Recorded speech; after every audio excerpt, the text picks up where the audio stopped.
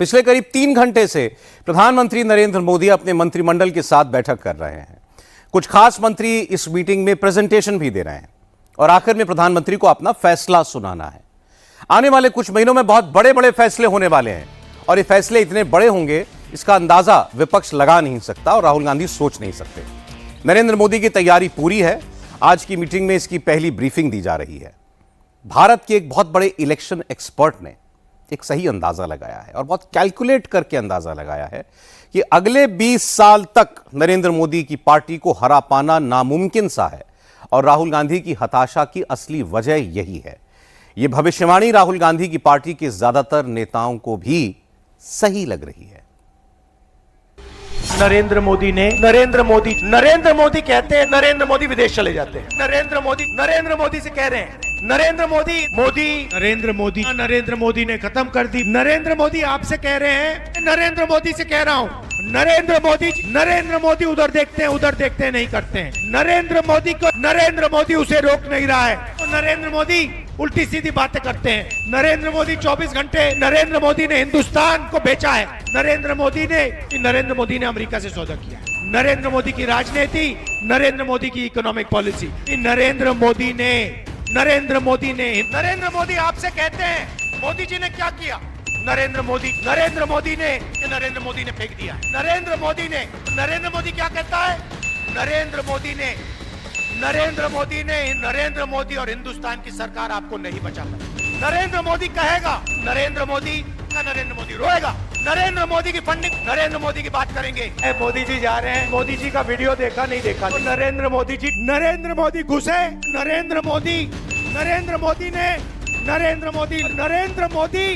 नरेंद्र मोदी ने जो करना था, नरेंद्र मोदी हाथ जोड़ेंगे, कहेंगे नरेंद्र मोदी देश को नहीं बचा सकते हैं। नरेंद्र मोदी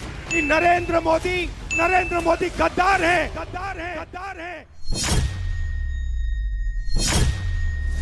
48 घंटे में 55 बार राहुल ने मोदी का नाम लिया बारंबार। क्या इसलिए क्योंकि राहुल नरेंद्र मोदी से हार रहे, हर बार लगातार। 48 घंटे में राहुल की 82 मिनट वाली स्पीच, 55 बार मोदी वाली स्क्रिप्ट। क्या ये है मोदी के हाथों चुनाव दर चुनाव हार की खीर? नरेंद्र मोदी को लेकर राहुल के मन में इतनी खटास? क्या ये है देश की सियासत में रेलेवेंट बने रहने की छपास? गद्दार कहोगे? नरेंद्र मोदी गद्दार है।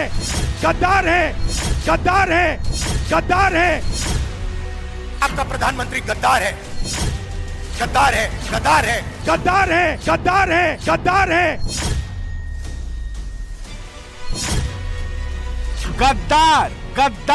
गद्दार।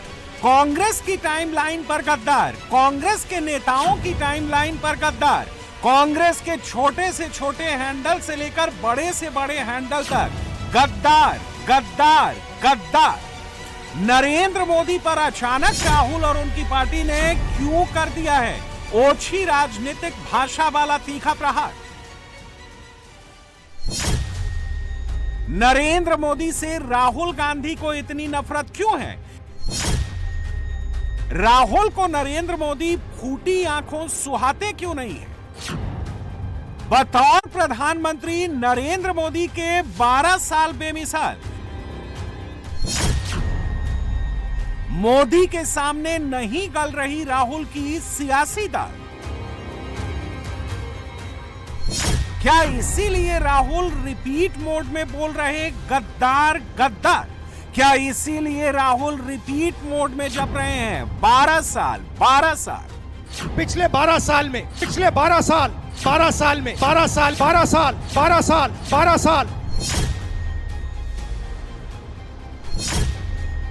राहुल की 12 साल वाली थ्योरी के पीछे एक तारीख है। वो तारीख है 26 मई 2026। यानी आज से सिर्फ चंद दिनों के बाद नरेंद्र मोदी सरकार के 12 साल पूरे हो रहे हैं। मोदी ने प्रधानमंत्री के तौर पर पहली बार 26 मई 2014 को शपथ ली थी। इन 12 सालों में मोदी को बार बार लगातार हिंदुस्तान की चुनावी पिच पर जीत की मिठास मिलती रही है और मोदी की जीत वाली इसी मिठास ने राहुल के मन में प्रधानमंत्री के खिलाफ एक ऐसी खटास पैदा कर दी है जिससे वो अभी तक उबर नहीं पाए हैं। मोदी 12 सालों से नंबर 1 बने हुए हैं, राहुल नंबर 2 पर ही अटके पड़े हैं और मोदी से ना जीत पाने की टीस ऐसी है कि 48 घंटों से राहुल गांधी वेस्ट एशिया में जारी संकट को प्रधानमंत्री के खिलाफ पॉलिटिकल वेपन के तौर पर इस्तेमाल कर रहे हैं और देश में यह मैसेज देने की कोशिश कर रहे हैं कि अब अगर मोदी को हटाना है तो सड़कों पर ही आना है। राहुल और मोदी में यही फर्क है। मोदी 5 देशों की विदेश यात्रा से वापस लौटते ही काम पर लग जाते हैं। युद्ध काल में देश की अर्थव्यवस्था पटरी पर दौड़ती रहे, पेट्रोल डीजल गैस की कहीं कोई किल्लत ना हो, सब कुछ स्मूथ चलता रहे, इसके लिए काउंसिल ऑफ मिनिस्टर्स की मीटिंग बुलाते हैं, सबको अपना अपना रोल समझाते हैं, आगे का प्लान बनाते हैं।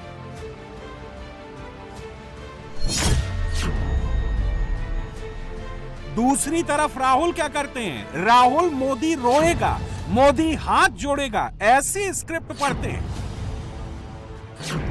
मोदी मेलोनी के लिए मेलोडी चॉकलेट लेकर जाते हैं, देसी ब्रांड को विदेश में प्रमोट करते हैं, तो देश के भीतर राहुल पहले रायबरेली और अमेठी में सियासी मंच से फिर अपनी कार में बैठे बैठे एक दूसरा ही टेप ऑन कर देते हैं, देश में पैनिक क्रिएट करने वाली भाषा बोलते हैं, आर्थिक तूफान आने की भविष्यवाणी करने लगते हैं। हिंदुस्तान में आर्थिक तूफान आ रहा है, तेल के, पेट्रोल, डीजल, एविएशन फ्यूल के दाम आसमान को छुएंगे, फर्टिलाइजर की कमी होगी, फर्टिलाइजर महंगा होगा, किसानों को नुकसान होने वाला है, अर्थव्यवस्था पर भारी झटका पड़ने वाला है। हमारे प्रधानमंत्री ने कहा सोना मत खरीदो, ज्यादा गाड़ी मत चलाओ और विदेश मत जाओ, और फिर विदेश जाकर हजारों करोड़ रुपए के जहाज में विदेश जाकर उधर वो इटली के प्रधानमंत्री मेलोनी को मेलोडी टॉफी खिला रहे हैं। This is an insult to the people of India. This reel that the Prime Minister has made is an insult to the people of India and what they're suffering.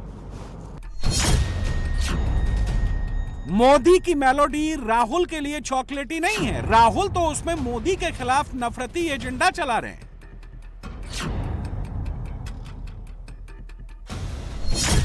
Congress का ecosystem, Rahul के handles अब publicly गाली गलौच वाली भाषा में विवादित posters घुमा रहे हैं, जिन पर लिखे शब्द ऐसे हैं जिन्हें बोला तक नहीं जा सकता। Prime Minister Modi brought us a gift, a very, very good toffee.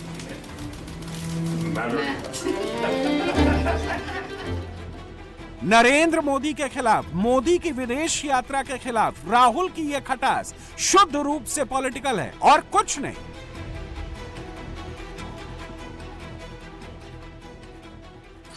एक विश्व में एक तरफ पूरा विश्व भारत की तरफ, प्रधानमंत्री जी की तरफ बहुत कॉन्फिडेंस के साथ देखता है, दूसरी तरफ नकारात्मक सोच रखने वाले राहुल गांधी जी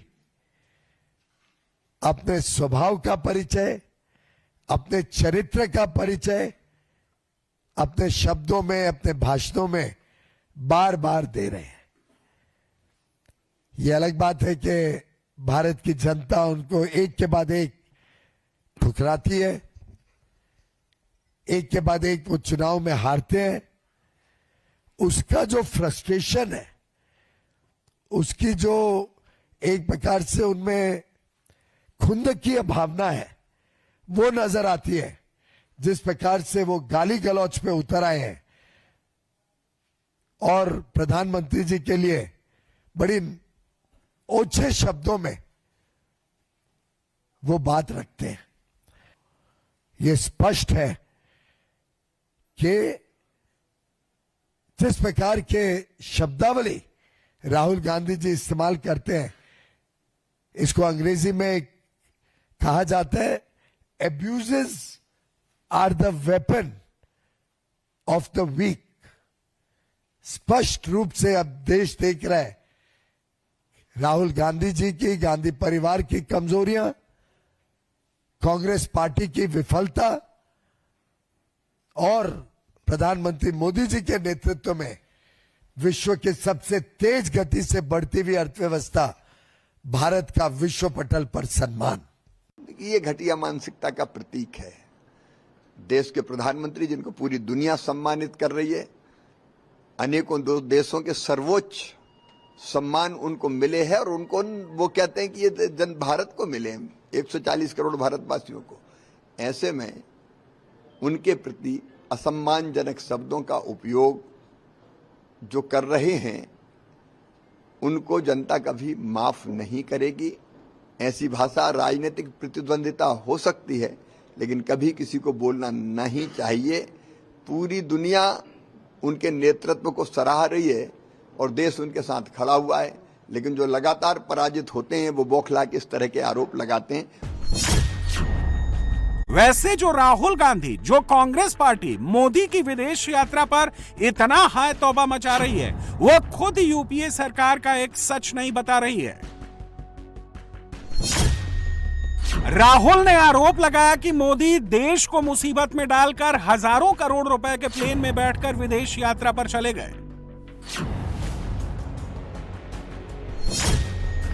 मगर राहुल ने साल 2008 का सच नहीं बताया। यूपीए 1 के टाइम में साल 2008 भारतीय अर्थव्यवस्था के लिए बेहद चुनौतीपूर्ण समय था, क्योंकि ग्लोबल फाइनेंशियल क्राइसिस की वजह से भारत की जीडीपी ग्रोथ लगभग 9% से गिरकर 6.7% तक पहुंच गई थी।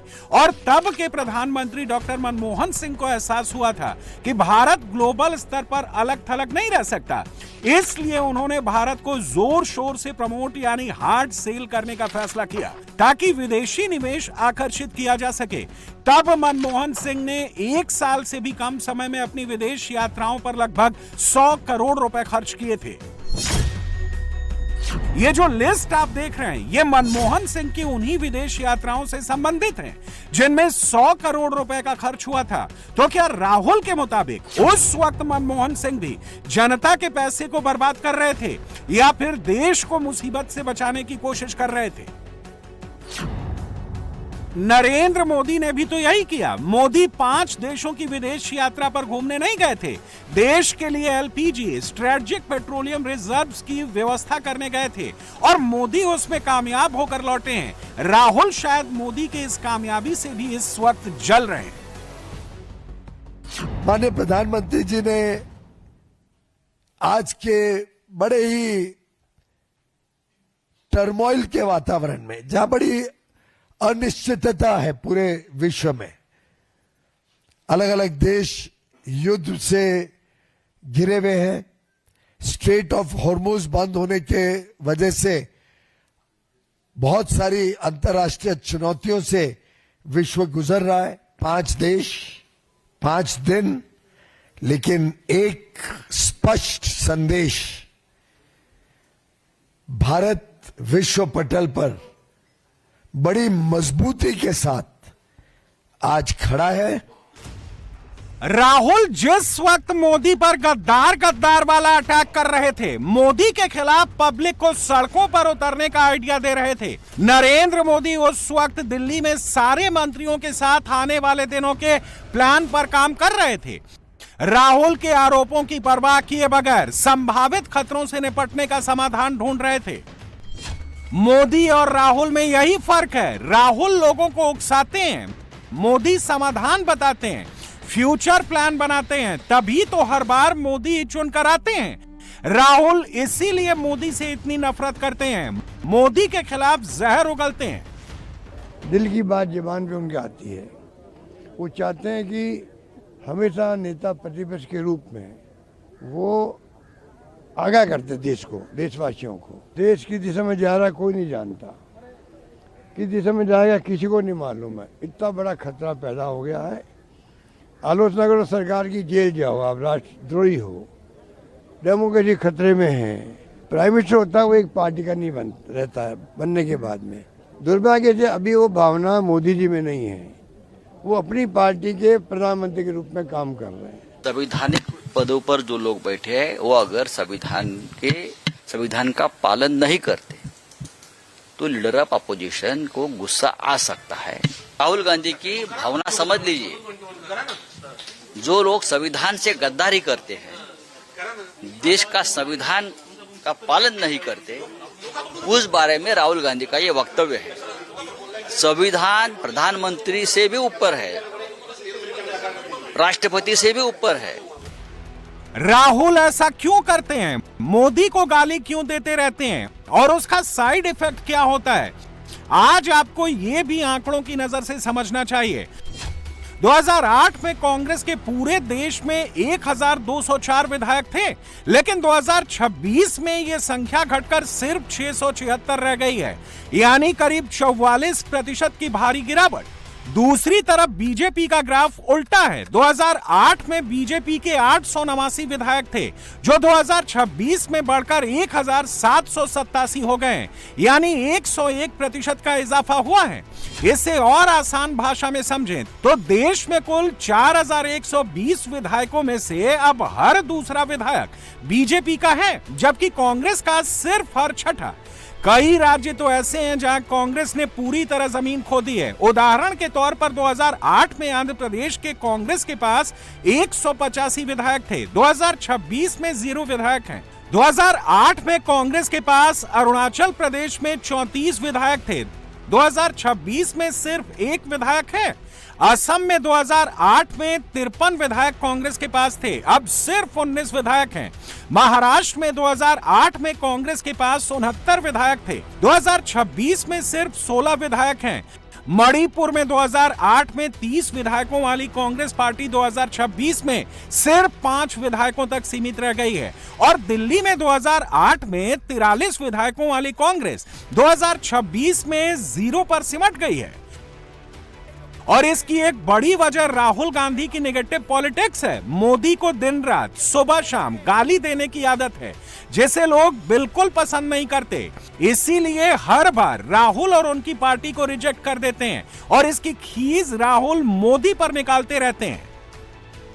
राहुल गांधी की जमीन पैर के तले खिसक चुकी है देश के अंदर, और अब वो कांग्रेस रहा नहीं जो कांग्रेस आजादी के समय था। और मोदी जी को जितना गाली इनकी मां ने कहा, हत्यारा कहा, खून का सौदागर कहा, इन लोगों ने क्या नहीं कहा, नाली का कीड़ा कहा, जितनी गालियां देंगे देश की जनता नरेंद्र मोदी जी को उतना अधिक प्यार करेगा, क्योंकि नरेंद्र मोदी जी देश के लिए जीते हैं, देश के लिए मरते हैं। और मोदी जी के लिए जो भाषा निकाला, वो भाषा कोई एलओपी का नहीं हो सकता। मोदी जी हर संकट में देश के साथ खड़े रहे हैं और आगे भी रहेंगे। वो टॉफी के हकदार नहीं है राहुल जी, वो तो दबा के हकदार हैं। वो मानसिक दिवालियापन हो गया है। हमारे यहाँ बिहार में कहता है किसी का कि रांची में कांके है वहां ले जाओ, और यहाँ इनको आगरा ले जाने की जरूरत है। ये आज भी एक्सेप्ट नहीं कर पा रहे हैं कि नरेंद्र मोदी जी के नेतृत्व में बिना कांग्रेस के रिमोट और कुनबे के सपोर्ट के तीसरा कार्यकाल पूरे भारत की आन बान शान को मजबूत करते हुए नरेंद्र मोदी जी कैसे आगे बढ़ा रहे हैं। राहुल जी राजनीतिक रण में रूदालियों के रंग रूटों की रंगशाला बनते जा रहे हैं, और राहुल गांधी अगर राजनीतिक रण में रूदाली रंग रूटों की रंगशाला बनेंगे तो इसी तरह की बकवास बहादुरी दिखाई पड़ेगी। और इस तरह के जो लश्कर लफाजी की लंपट लावी है, उसको लगता है कि इस तरह का माहौल बना करके, इस तरह से देश के बारे में भ्रम पैदा करके, देश को जो है वो बदनाम करके कोई वो फायदा कर उठा पाएंगे। इनका ये एक रिवाज और मिजाज बन गया है। जब जो है वो चुनाव में निपटेंगे, चुनाव में जो है वो रपटेंगे तो रोना शुरू कर देंगे, निपटेंगे तो धोना शुरू कर देंगे। तो राजनीतिक रण में जो रूदालियों के रंग रूटों की रंगशाला है, तो राहुल गांधी जी उस रंगशाला के जो है वो सबसे बड़े रंगकर्मी हैं। और एक के बाद एक जिस तरह का आप लश्कर लफाजी की ये लंपट लावी, एक के बाद एक जिस तरह से देश के बारे में, देश के इस संकट के माहौल में भी जो है वो कंटक पैदा करने की कोशिश कर रहे हैं, वो किसी भी देशवासी को एक्सेप्टेबल नहीं है।